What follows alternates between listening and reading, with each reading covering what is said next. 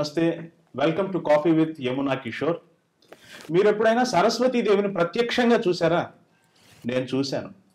ఎలాగో చెప్పనా, సభా సరస్వతి అంటారు కదా, సభని ఒక సరస్వతీదేవితో పోలుస్తారు కదా, అటువంటి సభా సరస్వతిని ఈరోజు నాకు కలిసే అవకాశం వచ్చింది, నాతో పాటు మీకు కలిసే అవకాశం వచ్చింది. నమస్కారం. నమస్కారం. చాలా పెద్ద బిరుదు ఇచ్చేసారు నాకు మీరు. ఇది నేను డైజెస్ట్ చేసుకోలేకపోతున్నాను. నేను కొంచెం ఈ జనరేషన్ సరస్వతిని అనుకోవచ్చు. మోడర్న్ సరస్వతి, నేను సభా సరస్వతి అన్నాను. అవును అవును. సరస్వతీదేవి ప్రతి కాలంలోనూ ఉంటారు కదా, సరస్వతీదేవి అంశం మీలో ఉన్నారని మా ఫీలింగ్. నిజంగానే దైవం మానుష రూపేణ అంటారు కదా, అలా కొందరిలో ప్రతిఫలిస్తారు. అమ్మ చిన్నప్పటి నుంచి సరస్వతి నమస్తభ్యం పొద్దున్న సాయంత్రం కుదిరితే రాత్రి కూడా చెప్పించేది. అలాగే దగ్గరుండి ఆవిడ మినపప్పు రుబ్బుతున్నా ఏం చేస్తున్నా ఇవి నాకు నడుస్తూనే ఉండేది ఎప్పుడు.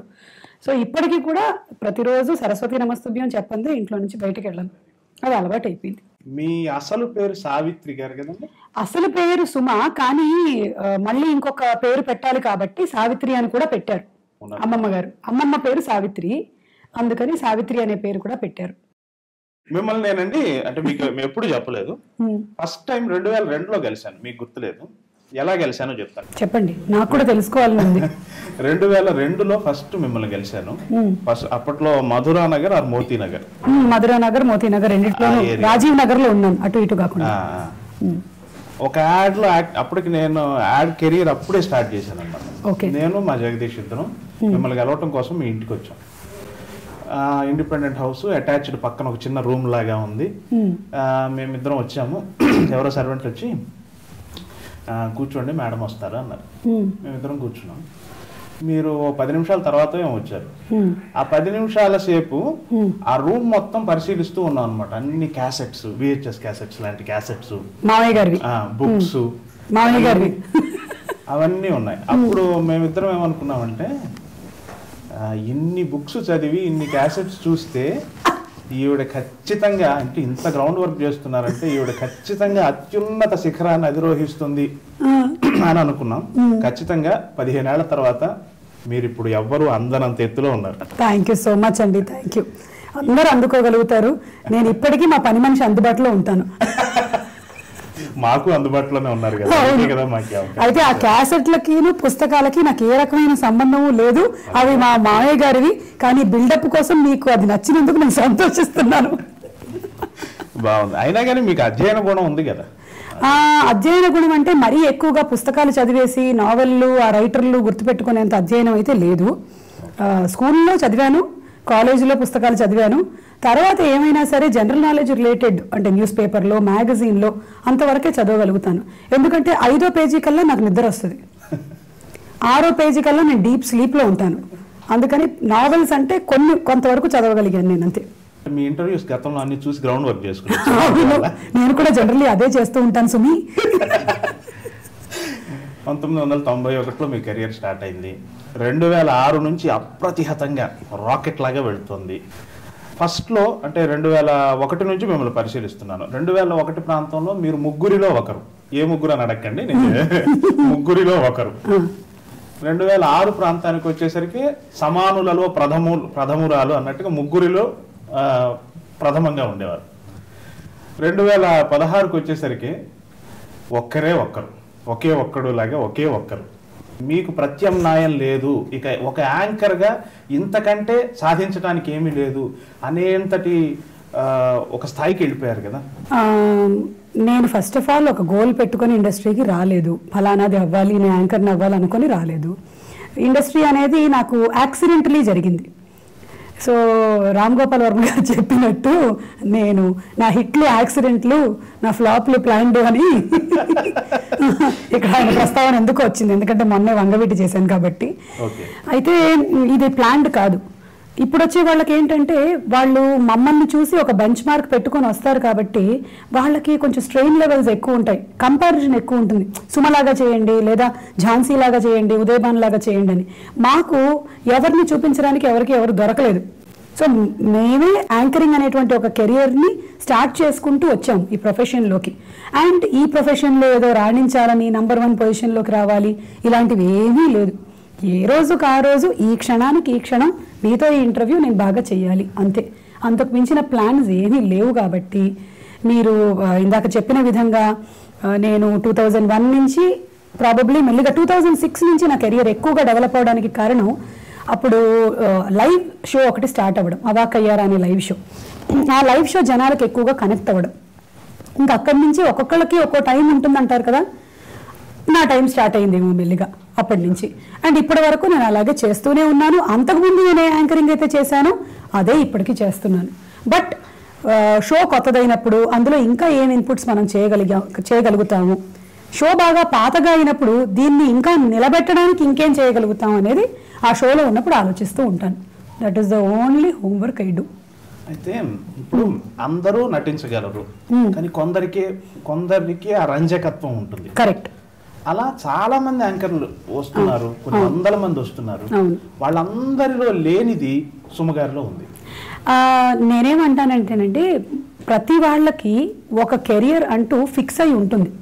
ప్రతి వాళ్ళకి ఉద్దేశం ఏంటంటే, అంటే అది వ్యక్తిత్వంలో నుంచి వచ్చిందా, మీకు ఎదురైన అనుభవాలు, మీరు లైఫ్ను చూసిన విధం, మీరు చదివిన పుస్తకాలు, లేదా మీకు ఎదురుపడిన వ్యక్తులు, రకరకాలుగా మీ వ్యక్తిత్వం మౌల్డ్ అవుతుంది కదా, ఆ వ్యక్తిత్వం యాంకరింగ్ లో రిఫ్లెక్ట్ అవుతుంది. కరెక్ట్.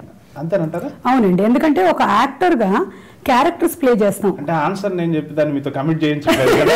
లేదు, ఆనంద బ్రహ్మ అయిపోతుంది. లేదు.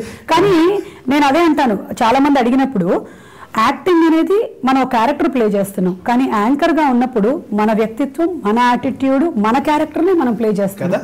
సో సుమ అంటే నేను ఇంట్లో ఎలాగైతే ఉంటానో, బహుశా మరీ అంత వైబ్రెంట్ గాను అంత ఎనర్జెటిక్ గాను నేను ఉండాల్సిన అవసరం లేదు. కానీ అదే సెన్స్ ఆఫ్ హ్యూమర్ ఇంట్లో కూడా కంటిన్యూ అవుతూనే ఉంటుంది. అదే సుమ మళ్ళీ తెర మీద మేకప్ వేసుకొని మైక్ పట్టుకొని కనిపిస్తుంది. అందుకని ఇది నా వ్యక్తిత్వం. యాంకరింగ్ అనేది is my character, it's my attitude. So ఎవరైనా వచ్చి నీలాగా చేయాలనుకుంటున్నావు అంటే నువ్వు నాలాగా చేయలేవు, ఎందుకంటే ఇది నేను. నువ్వు నీలాగే చేయాలి. You have to be yourself. When you are present at that moment you can do it. అంతే. నేను అలా చేయాలి ఇలా చేయాలి అనుకున్నప్పుడు అది చాలా కష్టం అయిపోతుంది, ప్రెషర్ అయిపోతుంది చాలా. మీ స్థాయికి వెళ్ళిన యాంకర్లు బహుశా ఒక్క దశలో పెప్సీ ఉంగల్ చాయిస్ ఉమా తమిళంలో, తెలుగులో మీరు ఇంకా భారతదేశంలో యాంకరింగ్ ఇంత లాంగ్ కెరియర్ ఉండి ఇంత జనరంజకత్వం ఉన్న వాళ్ళు బహుశా లేరు అనుకుంటారు. పాకిస్తాన్ లో ఒక ఆవిడ ఉన్నారు, బుష్రా అన్సారీ. అవును, మీరు చెప్పారు నాకు అంతకు ముందు. నేను ఆవిడ వీడియోస్ చూశాను. She is absolutely amazing. Bushra Ansari ఆవిడ ప్లే చేసే క్యారెక్టర్స్, ఆవిడ కండక్ట్ చేసే విధానం చాలా బాగుంటుంది. అట్లా అనుకుంటే మీ పంచావతారం ఇవన్నీ కూడా అద్భుతం కదా. అంటే నేను ఇందాక ఒక విషయం చెప్పాలనుకున్నానండి మీకు. ప్రతి వాళ్ళకి ఎలాగైతే ఒక పర్టికులర్ ఫీల్డ్లో ఇంట్రెస్ట్ డెవలప్ అవుతుందో అలాగే ఒక కెరియర్ కూడా ఉంటుంది. మనం దాన్ని సరైన మార్గంలోకి ఎంచుకోవడంలోనే సక్సెస్ ఉంది. So I was meant to be an anchor. నన్ను తీసుకెళ్ళి మీరు ఒక సింగర్ని చేయాలంటే నేను పాడుండేదాన్ని, కానీ ఎప్పటికీ నేను ఆ రేంజ్కి రీచ్ అవ్వలేను. నేను నాలో ఉండేటువంటి ఈ యాటిట్యూడ్కి, నా సెన్స్ ఆఫ్ హ్యూమర్కి నేను యాంకరింగ్ అనే రంగం ఎంచుకున్నాను కాబట్టి నేను సక్సెస్ అవ్వగలిగాను. సో లతా మంగేష్కర్ గొప్ప గాయని, ఆవిడ సంగీత దర్శకత్వం కూడా వహించారు, కానీ ఆ విషయం మీద మనకు ఫోకస్ ఉండదు, మనకి పెద్దగా ఆసక్తి ఉండదు. కరెక్ట్. ఆవిడ సింగరే, అంతే, యాంకరే. సుమగారు సినిమాలు ప్రొడ్యూస్ చేయొచ్చు, సుమగారు ఇంకోటి టీవీ ప్రోగ్రామ్స్ ప్రొడ్యూస్ చేయొచ్చు, ఏది చేసినా కానీ మీరు నా మెయిన్ కెరియర్ ఏదైతే ఉందో అది నేను ఎప్పుడైతే ఎంచుకున్నానో, ప్రాబ్లీ అందరికీనండి అరౌండ్ 18 to 21, 22 ఆ టైంలో కల్లా డిసైడ్ అయిపోతుంది వాళ్ళు ఏ వైపుకి వెళ్ళాలి అనేది. మనకి యూనివర్స్ నుంచి సిగ్నల్స్ వచ్చేస్తూ ఉంటాయి. దాన్ని కరెక్ట్గా మనం అందిపుచ్చుకొని ఆ వైపుగా వెళ్తూ ఉంటే మనకి ఇంకా పాజిటివ్ థింగ్స్ అటాచ్ అవుతూ ఉంటాయి ఆ టైంలో. So that is what happen to me. తదుపరి ప్రశ్నకి వెళ్లే ముందే నేను ఒక విషయం మీకు చెప్పాలనుకుంటున్నాను. ఏంటంటే మీకు జనానికి మీరంతా ఎలాగా ఈవిడ మేడం అభిమానులు, నేను అలాగే అభిమాని కాబట్టి మొదటి నుంచి అంటే వీరి కెరియర్ని పరిశీలిస్తూ వచ్చిన వాళ్ళలో నేను ఒకనమాట. మీ సహస్ర ఫండ్ పివి నరసింహారావు గారు 1000 పడగలు చూశాను నేను. తర్వాత రావోయి చందమామ బహుశా మీ ఫస్ట్ సీరియల్ కదా? లేదండి, రావోయి చందమామ కల్లా నేను కొంచెం లెజెండరీ యాక్ట్రెస్ ని. అలాగే రావోయి చందమామ 95, నేను 91లో వచ్చాను ఇండస్ట్రీకి. సహస్రపండి సహస్రపన్ కూడా ఇంచుమించు 94, 95 ఆ టైంలో. చాలా చిన్న పిల్లలాగా దాన్నే ఉందండి, ఇప్పటికీ అలాగే ఉంటాను. చాలా అందంగా ఉంటారు అందులో. అంటే ఇప్పుడు అందంగానే ఉన్నారు, అది కాదు నా ఉద్దేశం. ఆ టైం ఎలా ఉంది? నేను ఇంటర్మీడియట్ ఇంకా క్లాసెస్ మొదలవ్వని టైంలో టెలివిజన్ ఇండస్ట్రీకి ఎంటర్ అయ్యాను. 1991 దూరదర్శన్ మాత్రమే ఉన్నటువంటి కాలం. అప్పట్లో మాకు సినిమా షూటింగ్స్తో కానీ టీవీతో కానీ మా నాన్నగారి వైపు 7 తరాలు, మా అమ్మగారి వైపు 7 తరాలు ఎవరికి ఎటువంటి సంబంధము లేదు అసలు ఈ ఫీల్డ్తో.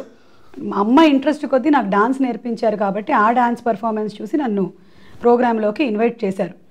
ఇన్వైట్ చేసిన తర్వాత కాల్ వచ్చింది, వీళ్ళకి ఇన్ఫర్మేషన్ వచ్చింది, ఇలా మీ అమ్మాయిని ఒక ప్రోగ్రామ్కి అడిగారని. దాని మీద మా అమ్మ నాన్న రాత్రంతా చాలా చర్చ జరిగింది. ఎందుకు పిలిచారు, పంపించాలా వద్దా, దీని అప్రూవల్ కోసం మా అమ్మమ్మని అడగడం జరిగింది. ఆవిడ కూడా సరదాగా ఓకే పంపించన్న తర్వాత అప్పుడు మా ఫ్యామిలీ అప్రూవల్తో అందరి సంతకాలతో ఆల్మోస్ట్ నేను ఈ ఫీల్డ్లోకి ఎంటర్ అయ్యాను. నాకు అమ్మ నాన్న చదవమన్నారు, చదువుతున్నాను. అమ్మ నాన్న షూటింగ్ చేయమన్నారు, చేస్తున్నాను. అంతకన్నా ఇంకే ఇంట్రెస్ట్ లేదు దేని మీద. సో చేయడం అనేది మొదలుపెట్టినా ఆ తర్వాత కొంచెం ఇబ్బంది పడ్డాను. అప్పటి వరకు డాన్స్లో నేను ఏదో సోలో పర్ఫార్మెన్సెస్ అవి చేస్తున్నాం, లేకపోతే ఫ్రెండ్స్ అందరం కలిసి సరదాగా ప్రోగ్రాంలు చేస్తున్నాం. కానీ హీరో హీరోయిన్, రొమాంటిక్ సీన్లు, లవ్ సీన్లు అనేసరికల్లా నాకు ఏడుపు వచ్చేసింది. పక్కకి వెళ్ళిపోయి నేను ఈ సీరియల్ చెయ్యను, నేను ఈ షూటింగ్ చెయ్యను అని మొండికేసి కూర్చుంటే అమ్మ లేదమ్మా అందులో ఏంటి సన్నివేశం, హీరో భుజం మీద చెయ్యి వేస్తాడు, వాడు నా భుజం మీద చెయ్యి వేయకూడదు, ఇది నేను ఫైనలీ దానికి ఒప్పించి ఆ తర్వాత అదొక చిన్న ఏమంటారు అదే చాలా పెద్ద పర్వతం బద్దలైనట్టు అనిపించింది నాకు అది ఆలోచిస్తే. ఇప్పుడు తర్వాత విచ్చలవిడిగా నేను ఎపిసోడ్స్ చేయడం మొదలెట్టాను దూరదర్శన్కి. అండ్ అప్పట్లో డైలీ సీరియల్స్ మీద ఏదో ఒక కేసు నడుస్తూ ఉంది కాబట్టి ఓన్లీ సింగిల్ ఎపిసోడ్సే చేస్తూ ఉన్నాను. దూరదర్శన్ ఇప్పుడు వర్కింగ్కి అసలు సంబంధమే లేదు. ఇప్పుడు టెలివిజన్ స్టార్స్కి ఏ రేంజ్ ఆఫ్ పాపులారిటీ ఉంది, టెలివిజన్ స్టార్స్ ఏ రేంజ్లో సంపాదిస్తున్నారు, దాన్ని మనం అప్పటి దూరదర్శన్ రేట్లతో అసలు పోల్చడానికి లేదు. కానీ మాకు అది మాతృ సంస్థ. కానీ మీకు ఇప్పటికీ మిమ్మల్ని అలా గుర్తుంచుకునేలాగా చేసింది. అవును అవును. ఆ టైంలో ఉన్న వాళ్ళలో ఇప్పటికీ పనిచేస్తూ కనిపిస్తోంది మీరు ఒకళ్ళు, మీరు గారు ఒకళ్ళు.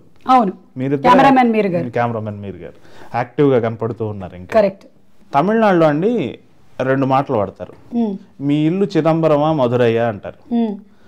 మధురై అంటే అమ్మవారు ప్రాధాన్యత ఉన్న ఇల్లు, చిదంబరం అంటే అయ్యవారి ప్రాధాన్యత ఉన్న ఇల్లు. అలా మీ ఇల్లు చిదంబరమా మధురయ్య? మా ఇల్లు అంటే ఇప్పుడు పెళ్ళైన తర్వాతే మాది 2 కాదు, కాంచీపురం అనకండి. కాదు, మాది చిదరై. అంటే అప్పుడప్పుడు చిదంబరం, అప్పుడప్పుడు మధురై, అప్పుడప్పుడు 2.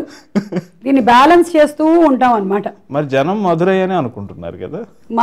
ఇక్కడ ప్రాబ్లం ఏంటంటే నేను కేరళ అమ్మాయిని అవ్వటం, మాదేమో మెట్రియార్కల్ ఫ్యామిలీ, మ్యారేజ్ చేసుకున్నా కూడా అమ్మగారి ఇంటి పేరే క్యారీ అవ్వటం అనేది జరుగుతుంది.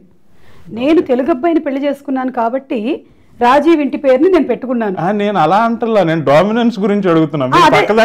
లేదు, అదే చెప్తున్నాను. సో ఏమవుతుందంటే బై డిఫాల్ట్ అక్కడ కొంచెం ఆడ డామినేషన్ ఎక్కువ నడుస్తూ ఉంటుంది. కానీ ఇక్కడికి వచ్చేసరికల్లా నేను ఇటువైపుకి షిఫ్ట్ అయిపోయాను. మాకన్నీ కొంచెం డిఫరెన్స్లు ఉంటాయి. ఏదైనా ప్రాధాన్యత మా ఇంట్లో కేరళలో అమ్మాయిల వైపుకే ఉంటుంది, ఆస్తులు కానీ. అవును, మాతృస్వామ్య వ్యవస్థ కూడా ఉండేది. ఇప్పటికీ మాకు అదే కంటిన్యూ అవుతూ ఉంటుంది. సో అందుకని ఏమైనా చావుల్లో ఆడవైపు ఉండే వాటికే 11 రోజులు మేము చేయటం అన్నీ ఉంటాయి. సో ఈ చిన్న కన్ఫ్యూషన్స్ ఎందుకని నేను కంప్లీట్గా ఇటువైపే అడాప్ట్ చేసేసుకున్నాను. అందుకని నేను కనకాల సుమన్ అయ్యాను కదా. సో డామినేషన్ అక్కడదే, చిదంబరమే. అర్థమైంది కానీ నెక్స్ట్ కాదు, డామినేషన్ అంటే డామినేట్ అయినట్టుగా ఉండేలాగా ట్రై చేస్తాం. కానీ మన మాట నెగ్గకపోతే డామినేషన్ ఉండదు, మనదే డామినేషన్ అవుతుంది ఫైనలీ. Very good. ఏదైనా రాజీవ్ కనకాల గారు లాంటి భర్త దొరకటం మీ అదృష్టం అని అభిమానులుగా మేము కూడా ఫీల్ అవుతూ ఉంటాం. వారిని ఏదో ఇంటర్వ్యూలో ఎవరో అడిగారు, సుమ లాంటి ఒక స్టార్ యాంకర్ మీ భార్యగా, అంత వ్యక్తిత్వం ఉన్న ఆవిడ మీ భార్యగా ఉండటం ఏంటంటే ఐ ఫీల్ ప్రౌడ్ అన్నారు ఆయన. నాకు ఏదో చేసుకున్న పుణ్యం అని ఆయన కమిట్ అయ్యారు. 20 ఏళ్ల క్రితమే కమిట్ అయిపోయాడు. అయితే అప్పుడు నేను స్టార్ యాంకర్ని కాదు, నేను జస్ట్ ఒక యాక్ట్రెస్ని, తను ఒక యాక్టరు. ఇద్దరం ఆ స్టేజ్ నుంచి ఇప్పుడు ఉండేటువంటి ఈ స్టేజ్ వరకు డెవలప్ అవుతూ వచ్చాము. ఇప్పుడు మీరు ఒక మంచి తల్లి, మీరు ఒక మంచి భార్య, మీరు ఒక మంచి యాంకర్, మీరు ఒక మంచి అత్తమామల కోడలు. వీటన్నిటిలో మీకు ఇష్టమైన పాత్ర ఏంటి నిజ జీవిత పాత్రలో? తల్లి. ఓ వెరీ నైస్. కొంచెం ఉంటుందండి, స్వార్థం ఉంటుంది ఎంతైనా. పిల్లల మీద, పిల్లలు పుట్టిన తర్వాత కొంచెం మొగుడిని పక్కకి నెట్టేస్తాం. నెట్టేశారా? నెడతాం మనం. నెట్టేశారా? జరిగింది. చాలా ఫీల్ అవుతూ ఉంటాడు అప్పుడప్పుడు. ఎందుకంటే నేను ఇంటికి రాగానే ఒక్కొక్కసారి మా అబ్బాయి ఏదో చెప్పాలి నాకు, మా అమ్మాయి ఏదో చెప్పాలి, మా ఆయన ఏదో చెప్పాలి. సో ఎవరికి ఇంపార్టెన్స్ ఇవ్వాలి ఇక్కడ? నేను ఫస్ట్ చిన్నదానికే ఇస్తాను, మా అమ్మాయికే ఇస్తాను. అది ఆపదు, వీళ్ళకి చాలా ఇరిటేషన్ వచ్చేస్తూ ఉంటుంది. అది ఇంకా ఇవాళ ఈ స్కూల్లో జరిగింది ఇది, ఆ అమ్మాయి ఇలా అనింది, ఇలా నడుస్తూ ఉంటుంది అనమాట. సో అందుకని ఇక్కడ పాపం తనకి కొంచెం తనని బాగా నేను నెడుతూ ఉంటాను వెనక్కి, ఆగు ఇదంతా అవ్వని తర్వాత వింటాను అని. సో ఆ రకంగా తల్లి పాత్రకే, ఎందుకంటే తల్లిగా బాధ్యత ఎక్కువ ఉంటుందండి. అందులోనూ వర్కింగ్ ఉమెన్కి చాలా ఎక్కువ రెస్పాన్సిబిలిటీ ఉంటుంది. అఫ్కోర్స్ ఇంట్లో ఉండే వాళ్ళకి కూడా ఉంటాయి అనుకోండి. నేను ఇక్కడ ఉంటూ ఇప్పుడు మా అమ్మాయి ట్యూషన్కి వెళ్ళిందా లేదా చూసుకోవాలి, డ్రైవర్ టైంకి వెళ్ళాడా లేదా చూసుకోవాలి, అది అక్కడి నుంచి ఎక్కిందా లేదా అనేది కనుక్కోవాలి. ఇవన్నీ ఒక పక్కన నడుస్తూ నేను యాంకరింగ్ చేస్తాను. అదే నేను యాక్చువల్గా అదే అడగబోతున్నాను. మీ పని మీరు చేస్తూ కూడా బ్రేక్ టైంలో కూడా మీరు ఇంటికి ఫోన్ చేసి ఇట్లా పర్ఫెక్ట్గా ఒక డిజైన్ చేసుకున్నారా? చాలా గొప్పగా ఉంటుంది. అంటే మనం మన వర్క్ని బట్టి ఆ ఫ్యామిలీని కూడా సమానంగా బ్యాలెన్స్ చేసుకుంటూ వెళ్ళకపోతే ఫైనలీ కొన్ని సంవత్సరాల తర్వాత వెనక్కి తిరిగి చూస్తే కెరియర్లో మనం ఒక పొజిషన్లో ఉంటాం, కానీ ఫ్యామిలీ చాలా డిస్టర్బ్ అయిపోయి ఉంటుంది. అండ్ ఆ టైంలో మన ఫ్యామిలీని కరెక్ట్ చేయలేం. బాలు గారు అంటారండి ఒకసారి, ఎస్పి బాలసుబ్రహ్మణ్యం గారు, నేను నా పిల్లలు ఎదగటాన్ని చూడలేకపోయానండి అంటారు. ఎంత పెయిన్ ఉందో అందులో కదా. నేను నా పిల్లలు ఎలా ఎదిగారో నాకు తెలియదండి, ఎదిగేశారు అంతే, అయిపోయింది టైం. అంటే అంత ఫాస్ట్గా గడిచిపోయింది సమయం అని చెప్పారు. అలాంటిది పరిస్థితి రాకుండా కుటుంబాన్ని కరెక్ట్గా బ్యాలెన్స్ చేసుకోవాలి. మీ విజయం వెనుక ఖచ్చితంగా రాజీ ఉన్నారు, అది అసలు మిమ్మల్ని అడగాల్సిన పనే లేదు. ఈ ప్రేమైక భావన ఉదయించిన రోజుల్ని కొంచెం ప్రేమైక భావన ఎంత బాగుందో. ఆయనలో ఉన్న ముందు ప్రేమికుడే, తర్వాతే కదా భర్త, తర్వాత నాన్న, తర్వాత కొన్నేళ్లకి తాత.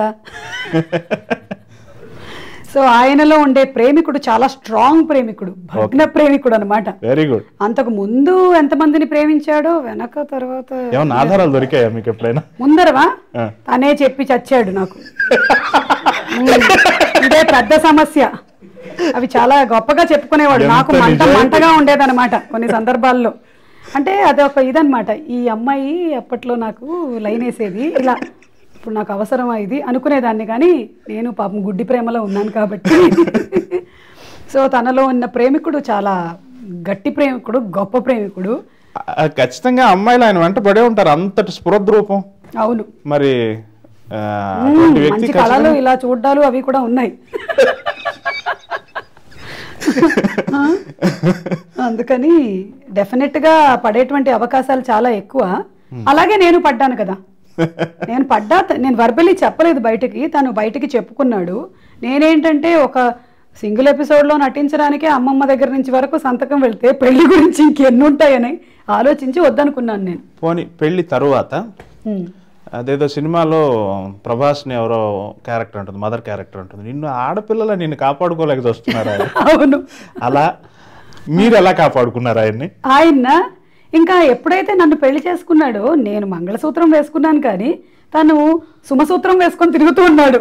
ఎక్కడికి వెళ్ళినా సరే. ఈ మధ్య తనకి బాగా ఇరిటేషన్ వచ్చే విషయం ఏంటంటే, అందమైన అమ్మాయిలు కూడా ఒక్కోసారి వచ్చి ఫస్ట్ కనిపించగానే సుమ బాగుందా అని అడుగుతున్నారు.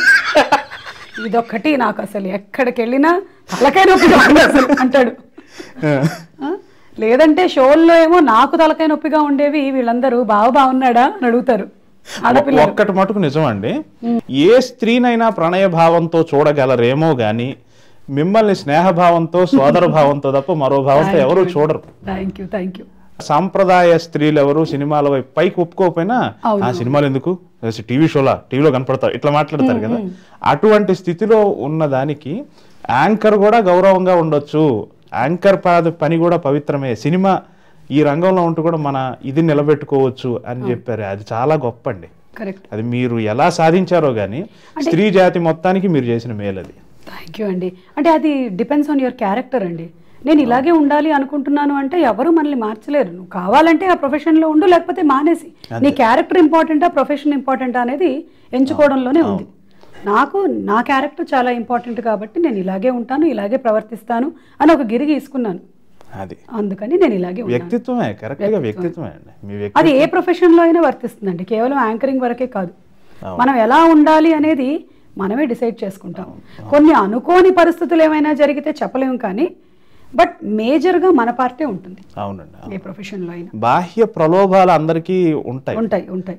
వారిలో ఉన్న భర్త కోణం చెప్పారు, ప్రియుని కోణం చెప్పారు, తండ్రి కోణం చెప్పండి.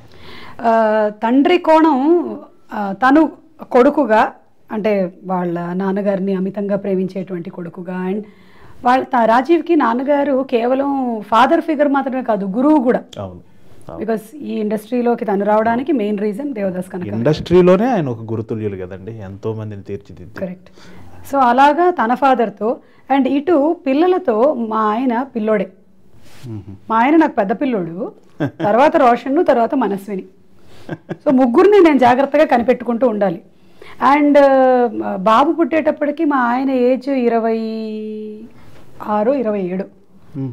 ఇంకా పిల్ల చేష్టలు పోలేదు. ఇప్పటికీ ఇంకా చాలా ఉన్నాయి అనుకోండి పిల్ల చేష్టలు. అయితే అప్పుడు తను ఒక ఫాదర్ని, నేను ఒక ఫాదర్ని అయ్యాను, నాకు ఒక కొడుకు అనేది యాక్సెప్ట్ చేయడానికి కొంత టైం పట్టింది. మదర్స్కి ఏంటంటే ఇమీడియట్గా మేము డెలివరీ అవ్వగానే, లేదా మేము ప్రెగ్నెంట్ అయినప్పటి నుంచే ఆ మదర్లీ ఫీలింగు, ఎఫెక్షన్ ఇవన్నీ స్టార్ట్ అయిపోతాయి. తనకి ఎఫెక్షన్ అవన్నీ స్టార్ట్ అవుతాయి, కానీ తను ఒక ఫాదర్ని అనేది డైజెస్ట్ చేసుకోవడానికి కొంత టైం పట్టింది. సో అప్పటి వరకు it was like brothers, 2 brothers. మామూలుగానే సైన్స్ ప్రకారం కూడా అన్నట్టండి, మగవాళ్ళ కన్నా ఆడవాళ్ళకే తొందరగా మెచ్యూరిటీ వస్తుంది. అవును అవును. మానసిక పరిపక్వత అది సహజం. మీ అత్తమామలతో కూడా మీకు చాలా మంచి సాన్నిహిత్యం ఉంది. మీరు ఉత్తమ, ఇందాక చెప్పడం మర్చిపోయాను, మీరు ఉత్తమ తల్లి, ఉత్తమ యాంకర్, ఉత్తమ భార్య, ఇవే కాదు ఉత్తమ కోడలు కూడా. అమ్మో, ఇలాంటి బిరుదులకి నేను కాదు చెప్తాను, ఆధారంతో సహా చెప్తాను. ఊరికే ఎందుకు చెప్తానండి, 19 ఏళ్ళుగా మీ అభిమాని, నా మాత్రం ఆధారాలు లేకుండా సేకరించారు. మీరు ఇటీవలే చాలా రోజుల తర్వాత ఓ నాటకంలో నటించారు, సినీ భస్మాసుర. అవును. చాలా బాగా ఆ రోజు రెస్పాన్స్ వచ్చింది. సరే, మీరు నాటకంలో నటించడం ఆ ప్రశ్న తర్వాత అడుగుదాం. మీరు నాటకంలో నటిస్తున్నప్పుడు ఆ రోజు మీ అత్తగారు కూడా ముందు వరుసలో కూర్చొని మీ నాటకం ఆశాంతం చూసి ప్రతి క్షణాన్ని ఆవిడ ఎంజాయ్ చేశారు. ఎందుకంటే ఆ వరుసలో మేము కూడా ఉన్నాం కాబట్టి, ఆ వారిని చూసాం కాబట్టి. అంటే మీ కళ పట్ల, మీ అచీవ్మెంట్స్ పట్ల వాళ్ళంత ఆసక్తి చూపిస్తూ మిమ్మల్ని ప్రోత్సహిస్తారు కదా. ముందు మీ అత్తగారి గురించే చెప్పండి మేడం. నా అదృష్టం ఏంటంటేనండి, కళల్ని ఆదరించే వాళ్ళు, కళాకారుల ఫ్యామిలీలోకి నేను వెళ్ళడం అనేది నా మెయిన్ ప్లస్ పాయింట్. ప్రాబబ్లీ నేను ఇంత చేసినా కూడా దీని గురించి ఎక్కువగా అవగాహన లేకుండా ఒక అభిమానిగా చూసిన వాళ్ళు అయితే డిఫరెంట్గా ఉండేది. కానీ వాళ్ళు కళాకారులు, ఆవిడ నాటక రంగంలో నిష్ణాతురాలు, కొన్ని వందల నాటకాలు చేశారు ఆవిడ. నా కెరియర్ దూరదర్శన్ ఎలాగైతే మీరు మాట్లాడారో, ఆవిడ ఇంకా ముందర రోజులు చూశారు. ఎడ్ల బండి కట్టుకొని నాటకాలు వేయడానికి వెళ్ళటం, ఊర్లలో తిరగటం, ఇవన్నీ చేశారు ఆవిడ. సో అందుకని ఆవిడకి నాటక అనుభవం ఉంది.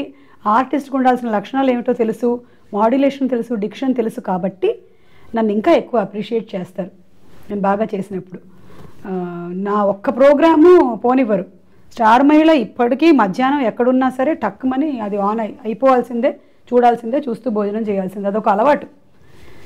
మా మామగారు కానీ మా అత్తగారు కానీ ఇద్దరు అప్రిసియేషన్ అనేది, ఇది చాలా బాగుందనో, లేకపోతే ఇది ప్రోగ్రామ్ అంతగా బాగాలేదనో, వీటన్నిటివి క్రిటిసిజం కానీ అన్నీ చెప్తూ ఉంటారు నాకు. సో ఇద్దరి వైపు నుంచి కామెంట్స్. 100 మందిని తయారు చేశారు కదా దేవదాస్ గారు, ఆయన ప్రభావం ఎలా ఉంది మీ మీద? చాలా. నేను ప్రొఫెషన్ పరంగా ఈ ఇంటికి మ్యారేజ్ అయ్యి వచ్చిన తర్వాత ఇంకా తెలుగులోని మెలకువలు ఎక్కువ నేర్చుకున్నాను. ప్రతిరోజు పొద్దున్న క్లాస్ జరుగుతూ ఉండేది. ఆ క్లాస్లో డిక్షన్ క్లాస్ నడుస్తుంది, శ్లోకాలన్నీ చెప్పిస్తారు. నాలిక బాగా తిరగటం కోసం, స్పష్టత రావడం కోసం తెలుగు బాగా మాట్లాడిస్తారు. మా వారిని కూర్చోబెట్టి నాకు నేర్పించు అటజనిగాంచే అంటే నువ్వు చెప్పలేవంటే నేను చెప్తాను అని చెప్పి రాత్రికి రాత్రి కూర్చోబెట్టి మొత్తం పద్యం నెక్స్ట్ డే పొద్దున కల్లా అప్పచెప్పేశాను. సో అలాగా అవి మాట్లాడడం, తెలుగు మీద ఎక్కువ కమాండ్ సంపాదించడం ఫ్యామిలీలోకి వెళ్ళిన తర్వాత వచ్చింది. దాని వెనకాల కారణం మా అత్తగారు, మామగారు, మా వారు. ఇది అసలు చాలా విచిత్రం ఏంటంటే మీరు జన్మతహా మలయాళీ అయ్యుండి కూడా తెలుగు సంస్కృతిలో ఇంతగా మమేకమై తెలుగు నాటకాలు, తెలుగు సినిమాలు, తెలుగు షోలు, తెలుగు సీరియల్స్ ఇలా తెలుగు పప్పు, తెలుగు అన్నం, తెలుగు ఆవకాయ కాదు తెలుగు భాషకు సంబంధించిన ప్రతి దృశ్య మాధ్యమంలోకి వెళ్ళిపోయారు, ప్రతి దృశ్య అంశంలోకి మీరు చొచ్చుకెళ్ళారు కదా. అంటే చాలా మంది అనుకుంటున్నట్టుగా మీరు కేరళలో పుట్టి పెరగలేదు. కేరళలో పుట్టారు కానీ పెరగలేదు, పెరిగిందంతా ఇక్కడే హైదరాబాద్.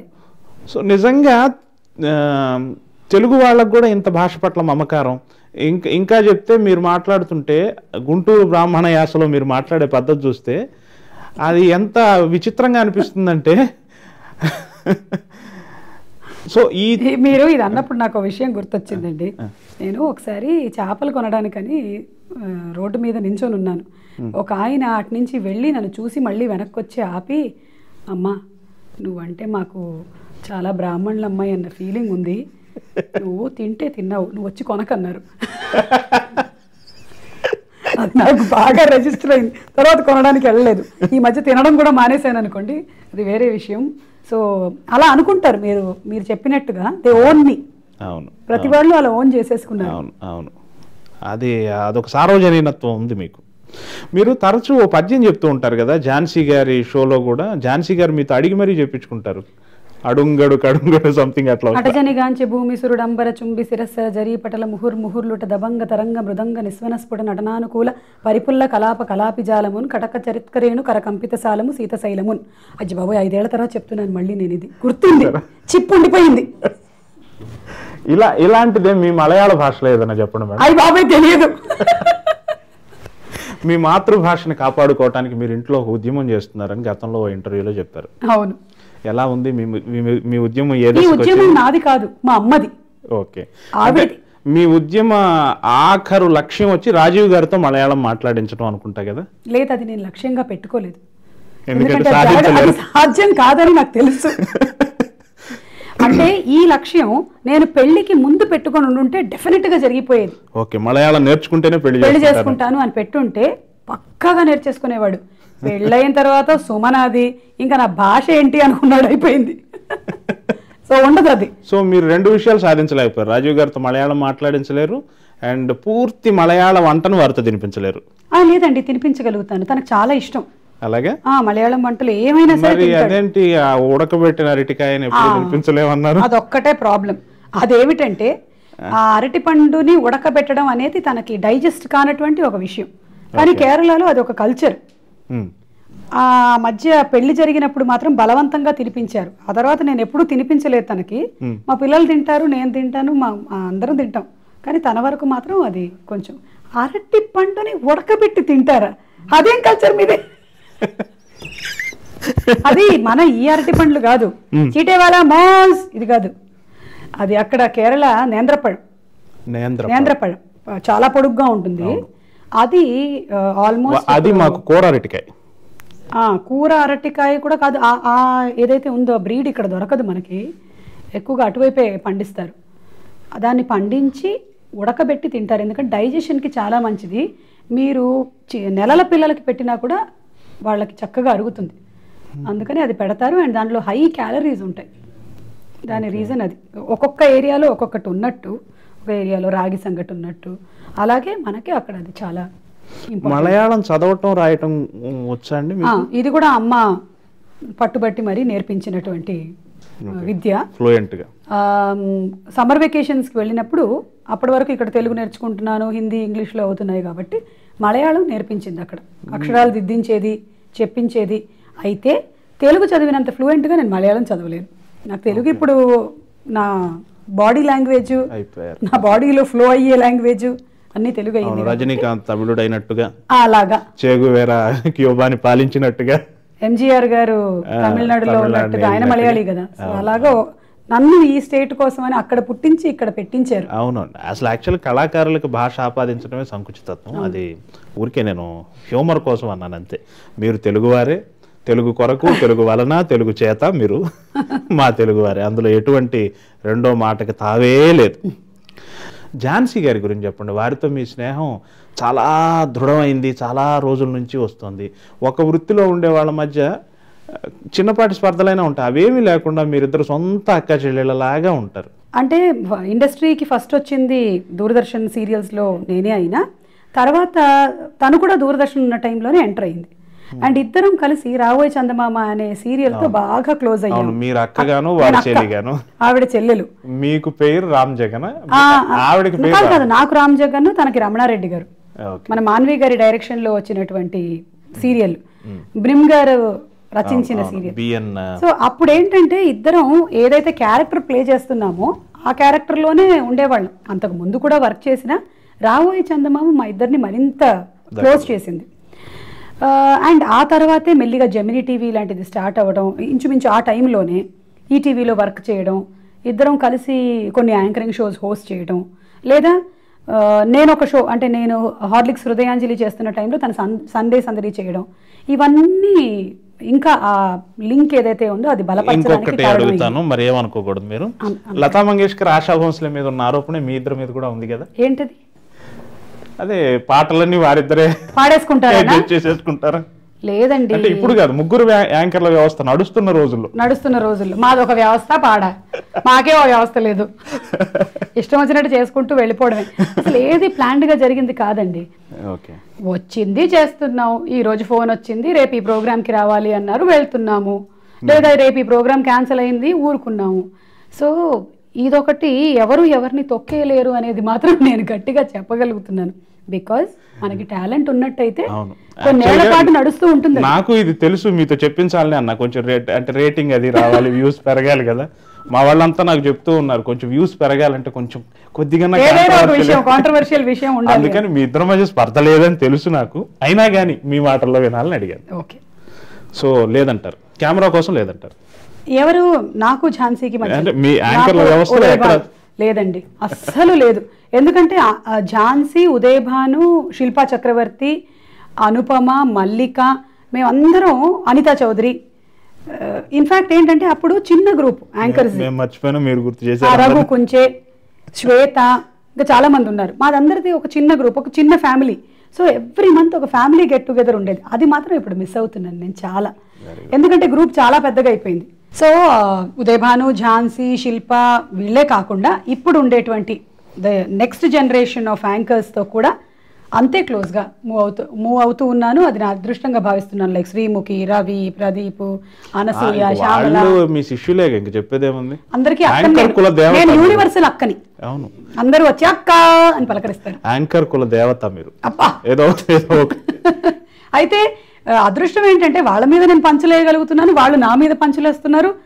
అదొక మంచి పాజిటివ్ ఎన్విరాన్మెంట్. ఎలా వస్తుందండి ఆ స్పాంటేనిటీ, ఆ క్షణంలో హ్యూమర్? ప్రదీప్ మిమ్మల్ని అడుగుతారు, అక్క నీకు భరతనాట్యం వచ్చా అన్నారు. భర్తని ఆడించే నాట్యమేగా అన్నారు. అది భార్యకి రావాల్సినటువంటి నాట్యం అది, భరతనాట్యం. బాగుంది, వెరీ గుడ్. ముఖ్యంగా ఇంకొక ప్రశ్న అడగాలనుకున్నానండి. మీరు యాంకరింగ్, షోలు, సినిమాలు ఇవన్నీ కాకుండా, అంటే పర్టికులర్గా సమాజ ప్రయోజనం కోసమే అడుగుతున్నాను, మీకు నాటక రంగం మీద ఆసక్తి ఉంది.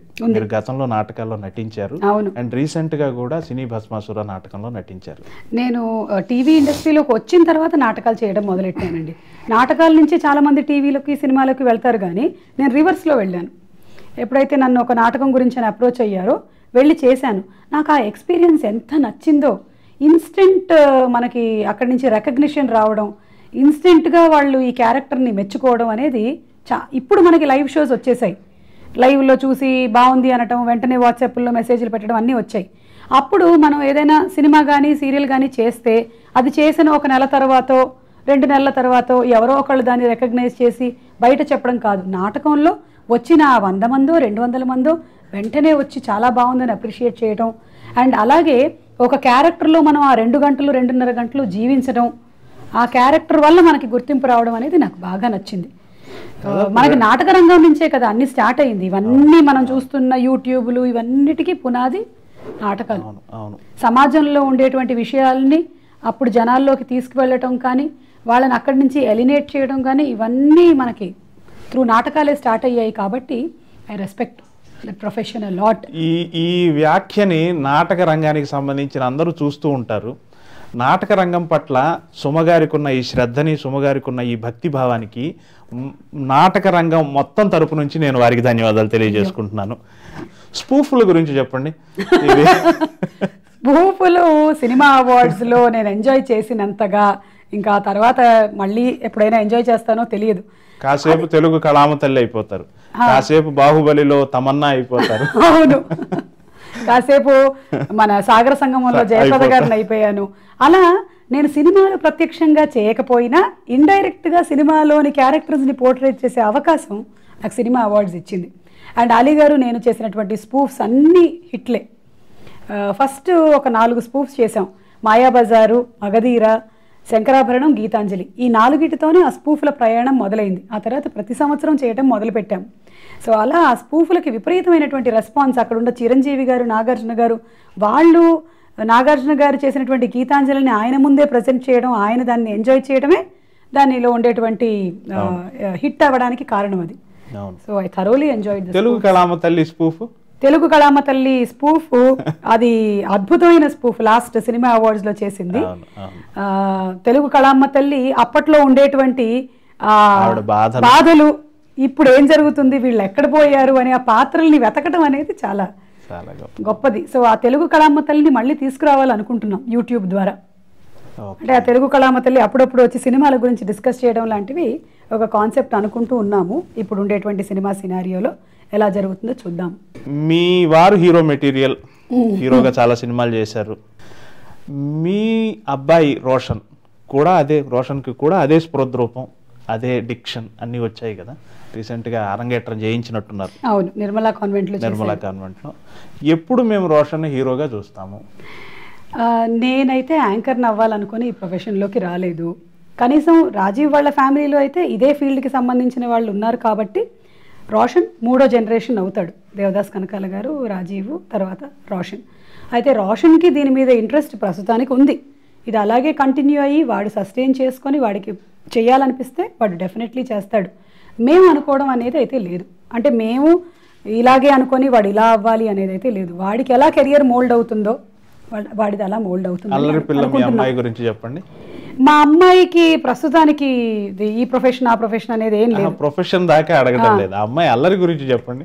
ఎందుకంటే సెట్ లో మీ దగ్గరే తిరుగుతూ ఉంటుంది, గ్యాప్ లో వచ్చి అలా ఇక్కడే ఎక్కడో నా కొంగుకి చుట్టేసినటువంటి పిల్లలాగా ఇక్కడే తిరుగుతూ ఉంటుంది. అది దానికి అమ్మే ప్రపంచం అన్నమాట, అమ్మే లోకం. సో అది చేతుల మీద కూడా రాసేసుకుంటూ ఉంటుంది సుమా అండ్ మనస్ అని. సో మనస్విని మా అమ్మాయి పేరు. ఆత్రేయ గారి కలం పేరు అనుకుంటా మనస్విని. అవును. సో ప్రస్తుతానికి దానికి నేను ఉత్తమ తల్లిని, అది నాకు బంగారు తల్లి. చాలా సంతోషం. మీరు మీ వృత్తిలో ఆల్రెడీ చాలా అత్యున్నత శిఖరంలోనే ఉన్నారు. అలాగే ఇంకా ఇంకా ఉన్నత శిఖరాలను అధిరోహిస్తారు, అందులో డౌటే లేదు. మీ బోటి వాళ్ళని ఇంటర్వ్యూ చేసుకోగలగటం మా కాఫీ విత్ యమునా కిషోర్ చేసుకున్న పుణ్యం అని నేను అనుకుంటున్నాను. మీతో మరింతగా పనిచేయాలని మాత్రం కోరుకుంటున్నాను. అయ్యో నిజంగా మేము కూడా అది డెఫినెట్లీ కోరుకుంటున్నాము.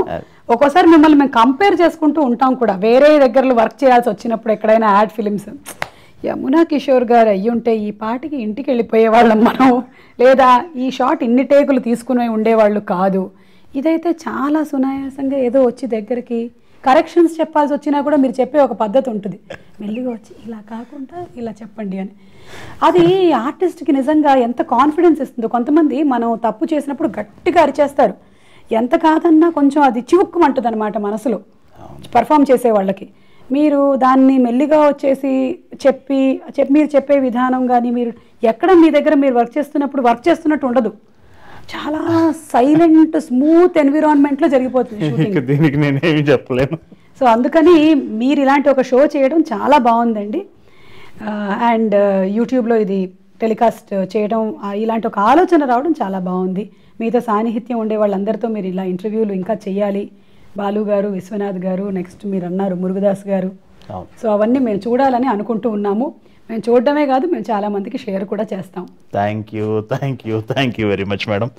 మిగిలిపోయిన కాఫీ తాగేద్దాం, కొంచెం చల్లగా ఉన్నా కానీ. Come on, coffee with Yamuna Kishore గారు. ఓకే, నేను Coffee ఎక్కువగా with టీ Yamuna. తాగుతా, బట్ స్టిల్ ఈ రోజు కాఫీ తాగుతున్నా. Coffee with Yamuna Kishore with Suma madam. Thank you అండి, థ్యాంక్ యూ. యమునా కిషోర్ గారు ఎవరో ఇప్పటి వరకు మీకు తెలియదు, ఎందుకంటే ఆయన తెర వెనకాల ఉన్నారు, ఇప్పుడు తెర ముందుకు వచ్చారు. ఇలాంటి ఇంటర్వ్యూ షోస్ని కాఫీ విత్ యమునా కిషోర్తో మన ముందుకు తీసుకొస్తున్నారు. మీరు చూసేటువంటి అనేక యాడ్స్ వెనకాల ఉండేటువంటి డైరెక్టర్ ఆయనే. మరి ఆ డైరెక్టర్ గారు ఇంటర్వ్యూ చేస్తే ఎలా ఉంటుంది? ఒక బాలు గారితో, విశ్వనాథ్ గారితో, ఎంతోమంది మహామహులతో వర్క్ చేసినటువంటి ఆ డైరెక్టర్ గారు, వారితో పర్సనల్ ర్యాపో కూడా షేర్ చేసే ఆ డైరెక్టర్ గారు, వారిని ఇంటర్వ్యూ చేస్తే ఎలా ఉంటుంది అనేది coffee with Yamuna Kishore. Coffee బాగుంది, ప్రోగ్రామ్ కూడా బాగుంటుంది. సబ్స్క్రైబ్ చేయండి.